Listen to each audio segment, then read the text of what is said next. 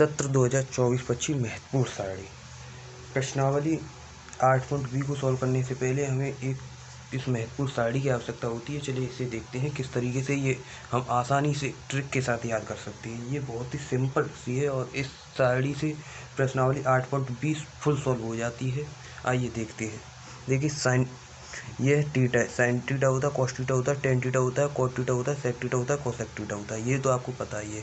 ये 0 अंश का है, साइन 0 अंश का मान कितना होता है, साइन 30 अंश का मान कितना होता है, साइन 45 अंश का मान कितना होता है, साइन 60 अंश का मान कितना होता है, साइन 90 अंश का मान कितना होता है। इसी प्रकार ये कॉस 0 अंश का मान कितना होता है, कॉस 30 अंश का मान कितना होता है, कॉस 45 अंश का मान कितना होता है। पूरी तरह ये हम सारणी है, इसे बनाते बनाते ही याद कर लेंगे किस तरीके से। देखिए चलिए, साइन 0 अंश का मान कितना होता है, साइन 0 अंश का मान होता है 0। कितना होता है, साइन 0 अंश का मान होता है 0। और साइन 30 अंश का मान होता है 1/2।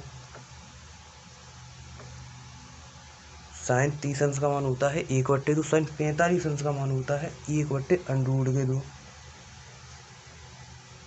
साइन 60 अंश का मान होता है √3/2, √2 में 3/2।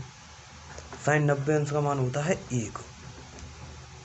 अब देखिए, यदि हमें साइन के मान याद है, साइन 0 अंश का 0 होता है, साइन 90 अंश का 1/2, साइन 30 अंश का होता है 1/2, साइन 45 अंश 1/√2, साइन 60 अंश 3/2, साइन 90 अंश का 1 होता है। तो हमें कॉस के ऑटोमेटिक याद हो जाते हैं, ये मन में ही वो कर लेते हैं। जैसे कि साइन 0 अंश का है 0, तो कॉस 0 अंश का होगा, इधर से ले आएंगे, ये पलटते हैं। कॉस 0 अंश का होगा 1, कॉस 30 अंश का होगा ये √3/2, कॉस 45 अंश का यही रहेगा 1/√2, कॉस 60 अंश का 1/2, कॉस 90 अंश का 0।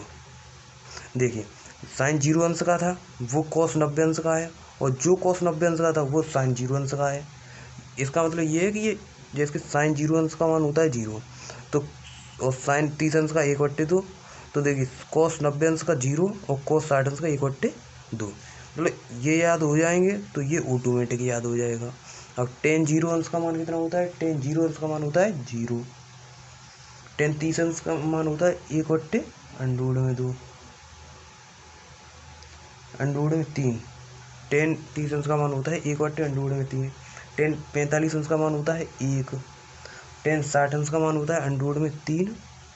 और टेन 90 अंश का होता है अपरिभाषित, जिसे इस चिन्ह द्वारा निरूपित करते हैं। कोष्टक में लिख लीजिए अपरिभाषित, मतलब इसका कोई वो नहीं है, ठीक है। और अगर टेन के हो गए तो हमें कोट के भी याद हो जाएंगे। उसी प्रकार जो ट्रिक हमने इसमें यूज की थी उसी ट्रिक से ये इसमें यूज करेंगे। अब जैसे कि टेन 0 अंश का मान 0 है, और टेन 30 अंश का 1/√3, टेन 45 अंश का 1, टेन 60 अंश का √3, टेन 90 अंश का अपरिभाषित, तो कोट 0 अंश का ये हो जाएगा अपरिभाषित, और कोट 30 अंश का ये हो जाएगा √3। कोट 45 अंश का 1 ही रहेगा, कोट 60 अंश का 1/√3, और कोट 90 अंश का 0। कितना हो जाएगा, 0। ओनली हमें ये कर लेंगे तो ये याद हो जाएगा ऑटोमेटिक। यदि ये कर लेंगे तो ये ऑटोमेटिक याद हो जाएगा। अब सेक का देखिए, सेक 0 अंश का मान होता है 1, सेक 30 अंश का मान होता है 2/√3, 2/√3। सेक 45 अंश का होता है √2, और सेक 60 अंश का होता है 2, और सेक 90 अंश का होता है अपरिभाषित। और देखिए वही इसमें है अपनाएंगे। यदि सेक 0 अंश का 1 है, सेक 30 अंश का 2/√3, सेक 45 अंश का √2 है, सेक 60 अंश का 2 है, सेक 90 अंश का अपरिभाषित है, तो कोसेक 0 अंश का कितना हो जाएगा, अपरिभाषित, और कोसेक 30 अंश का 2 ये यहाँ पर आ जाएगा। कोसेक 45 अंश का √2 रहेगा, और कोसेक 60 अंश का 2/√3 है, कोसेक 90 अंश का 1। ये देखिए, ये है महत्वपूर्ण सारणी।